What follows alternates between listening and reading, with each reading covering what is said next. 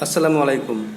Dear students, now I am going to read lesson 4, The Greatscape, Mohan Niskriti, Mohan Palayan, writer Sugata Bose. At first, read about something about the poet Sugata Bose. Sugata Bose is a historian, author, and the Gardiner Professor of Oceanic History and Affairs at Harvard University.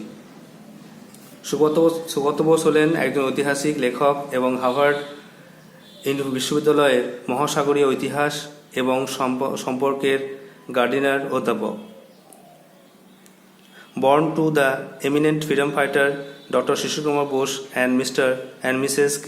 Krishna Bose, he is the grandnephew of Netaji Subhash Chandra Bose and the grandson of Sharat Chandra Bose. তিনি হলেন প্রখ্যাত স্বাধীনতা সংগ্রামী doctor শিশির কুমার বোস এবং শ্রীমতী কৃষ্ণা বোসের পুত্র। তিনি নেতাজি সুভাষচন্দ্র বোসের ভাইপোর ছেলে এবং শরৎচন্দ্র বোসের নাতি। In 2011, Bose published his Majesty's Opponent. 2011 সালে তিনি His Majesty's Opponent বইটি প্রকাশ করেন। The present text is an excerpt from this book. বর্তমান পাঠ্যটি ওই বইটি থেকেই নেওয়া হয়েছে। There are two questions. What qualities do you think you should possess in order to be a leader? একজন নেতা হওয়ার জন্য কি কি গুণের দরকার? I think the qualities are self-confidence, diligence, patience, education, and above all, communication skill. যে গুণগুলো একজন নেতার মধ্যে থাকা দরকার সেগুলি হলো আত্মবিশ্বাস, ধৈর্য, জ্ঞান এবং সর্বোপরি সকলের সঙ্গে যোগাযোগ। Number 2, if you had been born before independence, what do you think you could have done for your country? ধরো যদি তোমার জন্ম হতো স্বাধীনতার আগে, তাহলে তুমি দেশের জন্য কী করতে? Answer, if I had been born before independence, I could have devoted myself to the cause of freedom of my country for the British rule. স্বাধীনতার আগে জন্মালে আমি ব্রিটিশ শাসন থেকে ভারতবর্ষকে স্বাধীন করার জন্য নিজেকে নিয়োগ করতাম। Now, read about the prose. টেক্সটটা পড়ার আগে জানা দরকার যে নেতাজি সুভাষচন্দ্র বোসকে ব্রিটিশরা তাকে হাউস অ্যারেস্ট করেছিল এবং সে কীভাবে সুভাষচন্দ্র বসু তার ওই গৃহবন্দী অবস্থা থেকে পালিয়ে যায় সেটা নিয়েই এই টেক্সটটা লেখা হয়েছে। তো প্রথমে ইংলিশ একটু শোনো। The British government put Subhash Chandra Bose under house arrest. On a December afternoon, Subhash asked his nephew Shishir to help him escape from India. Shishir was excited. The police were keeping watch on Subhash's house, but Shishir used to meet him as if he was visiting his ailing uncle. They met and planned various ways to escape from Subhash's house. So Netaji Subhash Chandra Bose, born 23rd January 1897, was one of the most famous Indian nationalist leaders who fought for India's independence from British rule. Netaji Subhash Chandra Bose ছিলেন একজন বিখ্যাত ভারতীয় স্বাধীনতা সংগ্রামী যিনি ভারতের স্বাধীনতার জন্য লড়াই করেছিলেন। To this purpose, he founded the Indian National Army, which included a women's regiment too. এই উদ্দেশ্যে তিনি আজাদ হিন্দ ফৌজ গঠন করেছিলেন, যার মধ্যে একটি মহিলা বাহিনীও ছিল। In 1941, the British government put Subhash under house arrest, that is, confined him in his own house. 1941 সালে ব্রিটিশ সরকার সুভাষকে গৃহবন্দী করে, যার মানে হলো তাকে নিজের বাড়িতে আটকে রাখা।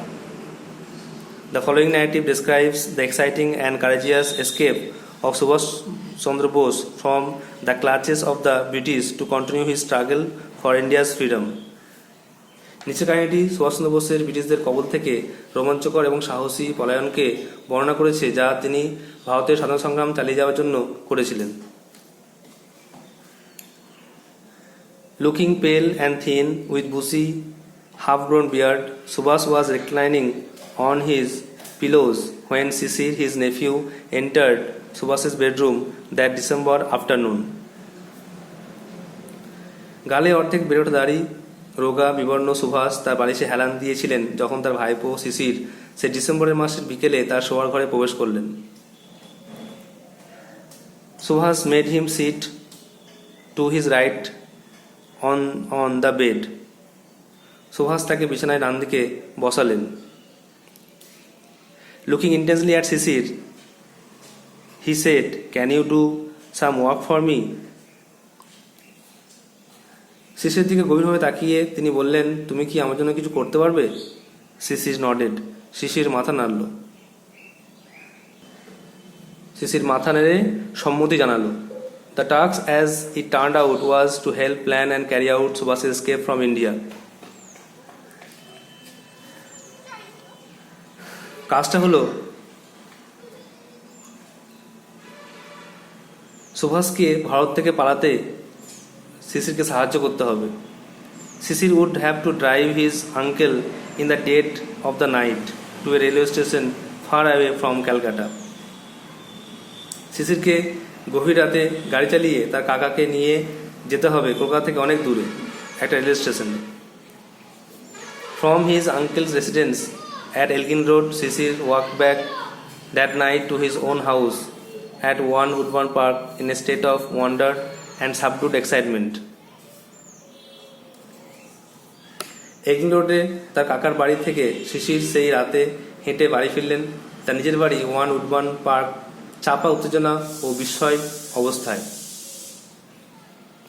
The police were keeping watch on Subhash's house. পুলিশরা সুভাষের বাড়ি পাহারা দিচ্ছিল।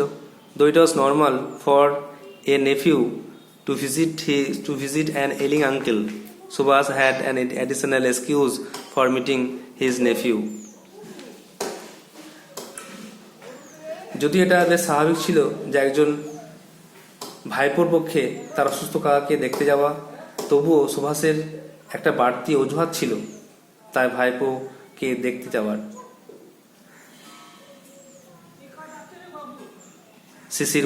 শিশির was good at operating the radio.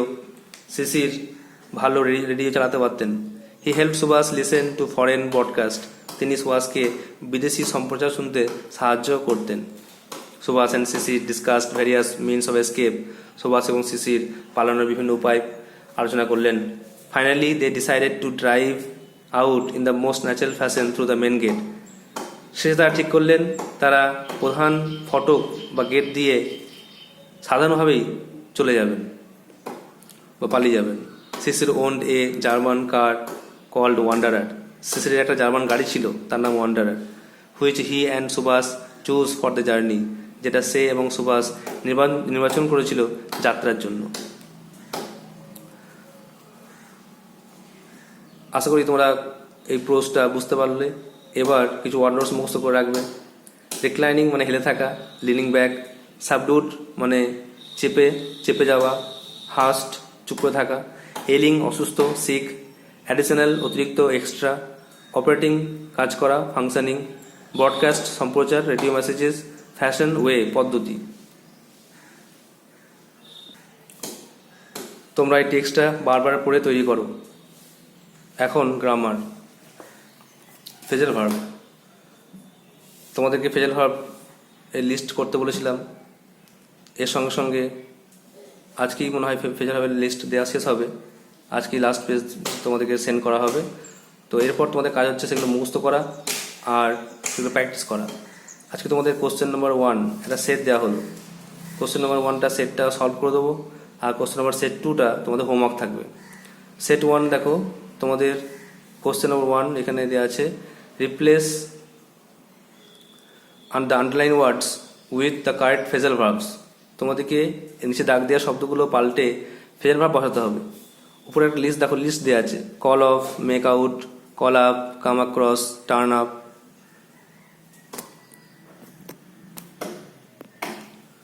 এবার 1 নম্বরটা পড়ছি। I can not understand what he says. আমি বুঝতে পারি না সে কি বলে। আন্ডারস্ট্যান্ড মানে বুঝতে পারা। এখানে এই লিস্ট দেখো, কল অফ, মেক আউট, এর মধ্যে কোনটা বুঝতে পারা হবে? মেক আউটটা। সেই জন্য আমরা আন্ডারস্ট্যান্ডের জায়গায় এখানে অ্যান্সার লিখবো। পুরো লাইনে রিপ্লেস করতে পারলে ভালো, নাহলে শুধু অ্যান্সার লিখে দেবো মেক আউট।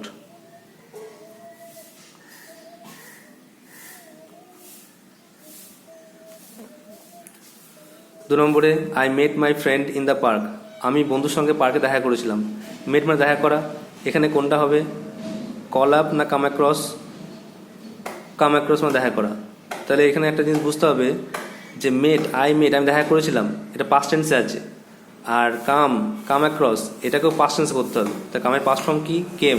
তার উত্তরটা হয়ে যাবে কেম অ্যাক্রস। তোমাদেরকে টেন্সের ফর্মটাও ফলো করতে হবে। 3 নম্বরে, she fail to appear in time. সে সময়ে হাজির হতে ব্যর্থ হয়েছিল। অ্যাপিয়ার মানে হাজির হওয়া, পৌঁছে যাওয়া। এখানে হাজির হওয়া, পৌঁছে যাওয়া ইংরেজি কোনটা হবে? Turn up. হ্যাঁ, টার্ন আপ মানে হাজির হওয়া। তাহলে অ্যাপিয়ারটা প্রেজেন্ট টেন্সে আছে, কোনো কিছু যোগ নেই, পাস্ট টেন্স নেই। তাহলে টার্ন আপ যেমন আছে তেমনই বসে যাবে।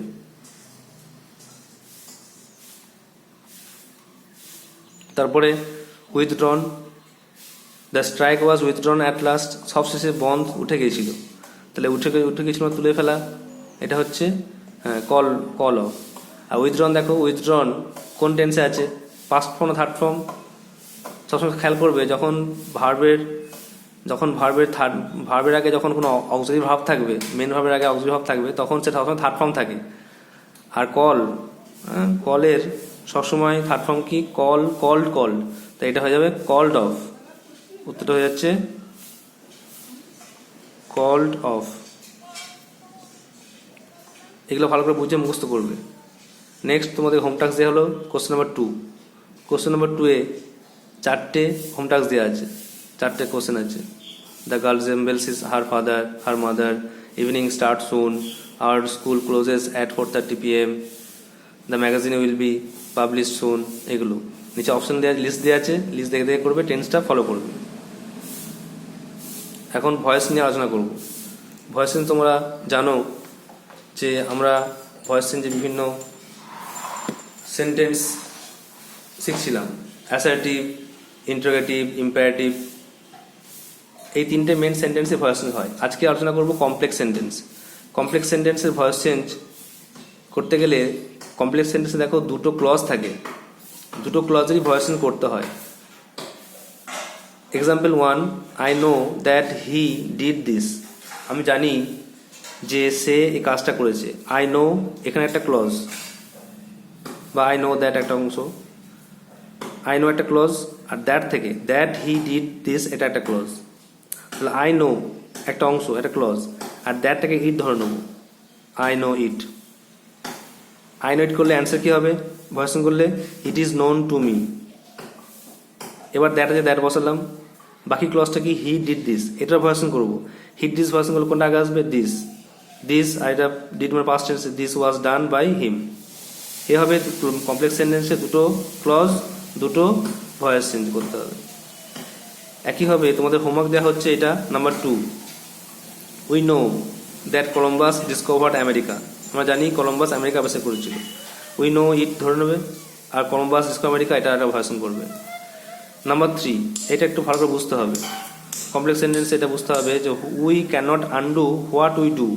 আমরা কোনো কাজ ফেরাতে পারি না যেটা আমরা করে ফেলি। এটাকে আমরা হোয়াট দিয়ে শুরু করব। 2টো অংশ কি কি? উই ক্যানট আনডু, আমরা কোনো কাজ ফেরাতে পারি না, আর হোয়াট উই ডু, আমরা যা করি। তো আমরা হোয়াট উই ডু দিয়ে শুরু করব।